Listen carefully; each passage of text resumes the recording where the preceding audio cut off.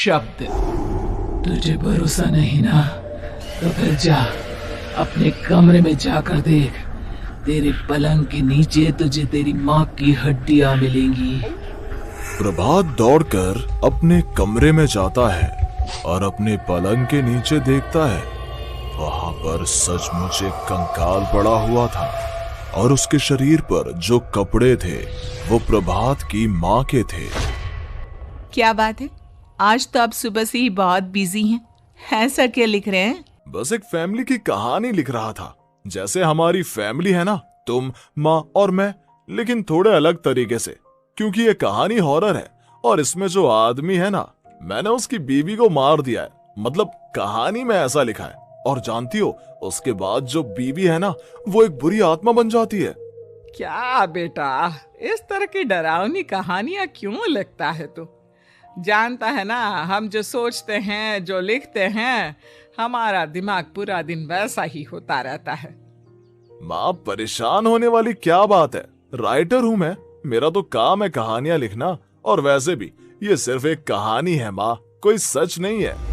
उसके बाद कुछ दिन बीत जाते हैं। एक रात प्रभात को अपने ऑफिस से लौटने में देरी हो जाती है। रात के लगभग 12 बजे हुए थे। प्रभात जैसे ही अपने घर पहुंचता है, उसने देखा कि उसकी पत्नी दुर्गा डाइनिंग टेबल पर उसका इंतजार कर रही है। आ गए आप? कब से आपका इंतजार कर रही थी। देखिए ना, खाना भी ठंडा हो गया है।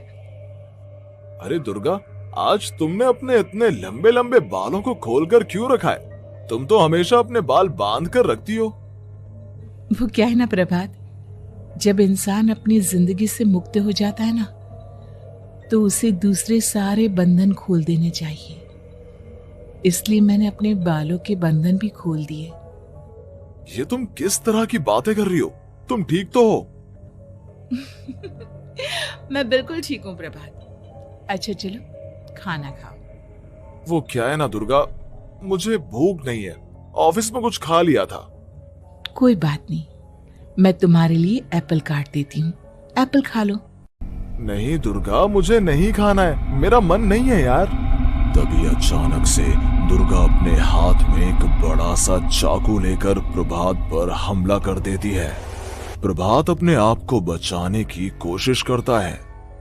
आज मैं तुझे नहीं छोड़ूंगी, तुझे अपने साथ लेकर जाऊंगी अपनी दुनिया में। ये क्या बोल रही हो तुम? तुम्हारा दिमाग खराब हो गया है। आखिर तुम हो कौन? दुर्गा अपनी गर्दन टेढ़ी करते हुए बोलती है। मैं दुर्गा हूँ, तुम्हारी पत्नी। ध्यान से देखो मेरी आंखों में। प्रभात बुरी तरह से डर जाता है और घबराहट में वो चाकू अपनी पत्नी के पेट में मार देता है। उसकी पत्नी की वहीं के वहीं मौत हो जाती है और उसकी चीख की आवाज सुनकर उर्मिला दौड़ते हुए बाहर आती है। ये तूने क्या किया प्रभात?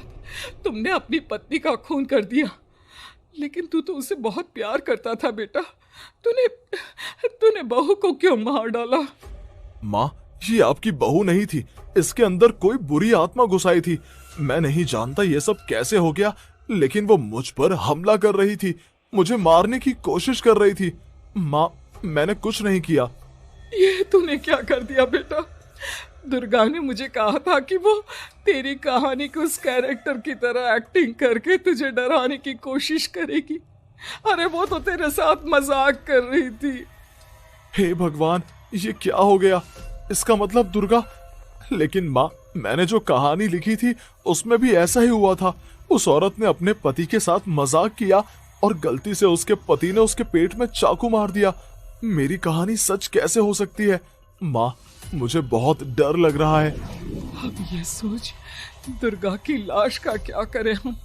अगर गलती से भी ये बात बाहर फैल गई ना, तो तुझे पूरी जिंदगी जेल की सलाखों के पीछे रहना पड़ेगा। एक काम करते हैं माँ, हम घर के पीछे वाले बगीचे में उसकी लाश को दबा देते हैं। अगर कोई पूछेगा तो कह देंगे कि उर्मिला अपने मायके गई और फिर एक दिन हम भी अचानक यहाँ से कहीं दूर चले जाएंगे। कोई नहीं आएगा हमें पूछने, कोई नहीं आएगा माँ। बाद में जो होगा हम देख लेंगे। प्रभात अपनी माँ उर्मिला की मदद से दुर्गा की लाश को अपने घर के बगीचे में गाड़ देता है। कुछ दिन तो ऐसे ही बीत जाते हैं, लेकिन एक दिन अचानक रसोई से आ रही कुछ आवाजें सुनकर प्रभात की नींद खुलती है। प्रभात ने देखा कि वहां पर एक लंबे बालों वाली औरत दूसरी तरफ चेहरा करके खड़ी हुई थी। कौन है? कौन है वहां पर? अरे कौन हो तुम? मैं दुर्गा हूँ प्रभात। क्या हुआ? मुझसे इस तरह के सवाल क्यों कर रहे हो तुम? तुम दुर्गा नहीं हो सकती। दुर्गा तो... प्रभात, मैं तुम्हारी पत्नी हूँ, तुम मुझे कैसे भूल सकते हो? 4 दिन के लिए मायके क्या चली गई? तुम तो मुझे भूल ही गए। अब अगली बार ना मैं कहीं नहीं जाऊंगी। पता चला तुमने तो मुझे पहचानने से ही इनकार कर दिया। नहीं, तुम दुर्गा नहीं हो सकती। तुम दुर्गा हो ही नहीं सकती। मैं जानता हूं ये सब क्या हो रहा है। मैंने अपनी कहानी में लिखा था कि उस आदमी की पत्नी की मौत के बाद एक बुरी आत्मा उसका रूप लेकर उसके घर में आ जाती है। तुम वही हो ना? और अचानक से खूबसूरत दुर्गा का चेहरा काला पड़ जाता है। उसकी आंखें लाल हो जाती हैं और पूरे शरीर पर बाल, लंबे नुकीले नाखून, उसके दोनों पैर उल्टे हो जाते हैं और बेहद डरावनी आवाज में वो चिल्लाकर कहती है, बुरी आत्मा, मेरा खून करके मुझे अपने ही घर में गाड़ कर तू मुझे बुरी आत्मा कह रहा है? मैं तुझे छोड़ूंगी नहीं। और अचानक से प्रभात के घर में बेहद डरावनी आवाजें गूंजने लगती हैं। घर में चारों तरफ बहुत सारी बुरी आत्माएं नजर आने लगती हैं।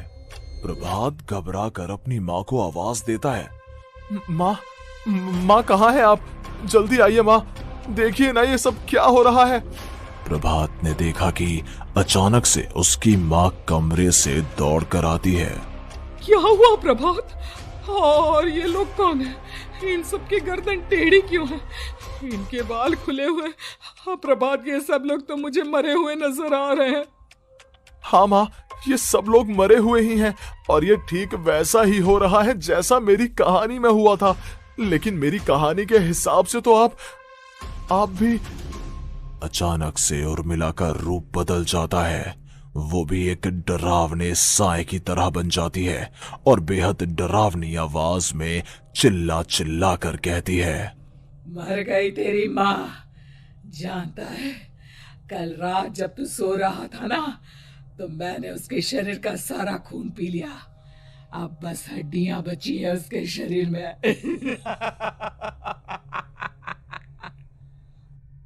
नहीं, ऐसा नहीं हो सकता। ऐसा बिल्कुल नहीं हो सकता। मेरी माँ नहीं मर सकती। तुझे भरोसा नहीं ना? तो फिर जा, अपने कमरे में जाकर देख। तेरे पलंग के नीचे तुझे तेरी माँ की हड्डियां मिलेंगी।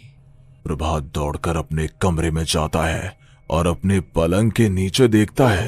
वहां पर सचमुच एक कंकाल पड़ा हुआ था और उसके शरीर पर जो कपड़े थे वो प्रभात की माँ के थे। माँ, अब मुझे कुछ करना पड़ेगा। लेकिन मेरी कहानी में लिखा था कि माँ की मौत मेरे हाथों से होगी, पर माँ तो पहले ही मर चुकी है और वो बुरी आत्मा मुझे भी मार देगी।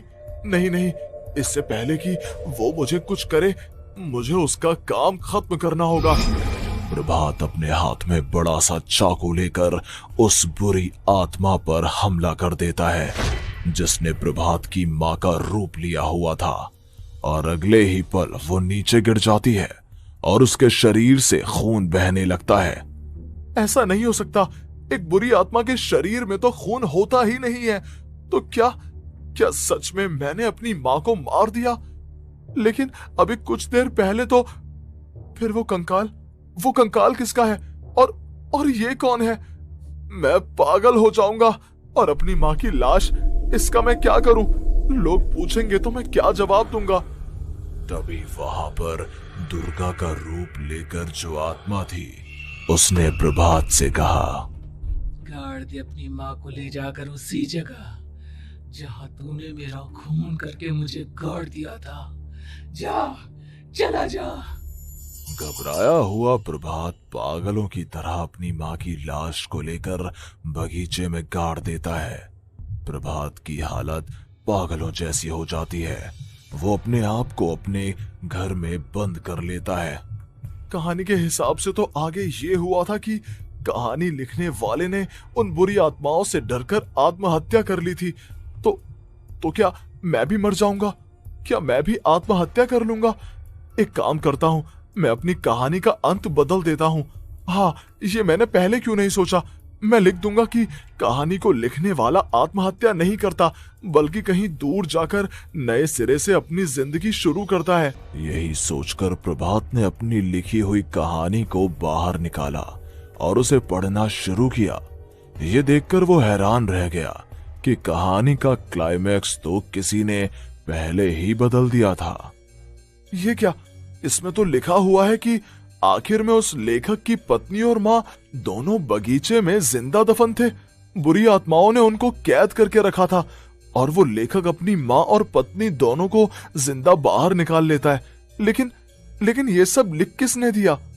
प्रभात दौड़कर बगीचे में जाता है और वहां पर खुदाई करना शुरू कर देता है। प्रभात देखता है कि वहां पर लकड़ी के 2 बड़े संदूक हैं और उनके अंदर से आवाजें आ रही हैं। प्रभात बचा लो मुझे।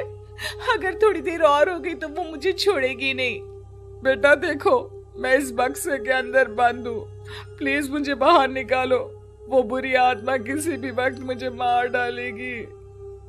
प्रभात वो दोनों बक्से बाहर निकालता है और अपनी पत्नी और माँ दोनों को आजाद करवा लेता है। लेकिन तभी वहां पर अचानक से एक बेहद डरावनी और खौफनाक दिखने वाली औरत आ जाती है। तुझे क्या लगा था इतनी आसानी से अपनी पत्नी और माँ को बचा लेगा? बस 5 मिनट और उसके बाद अमावस का चांद आसमान में आने ही वाला है। लेकिन तूने इन दोनों को बाहर निकाल लिया, अब तुझे मरना होगा। नहीं, मैं जानता हूं मैं नहीं मरूंगा और अब आगे क्या करना है ये भी मुझे पता है। प्रभात, ये बहुत खतरनाक है, हमें मार डालेगी। प्रभात, चलो यहाँ से।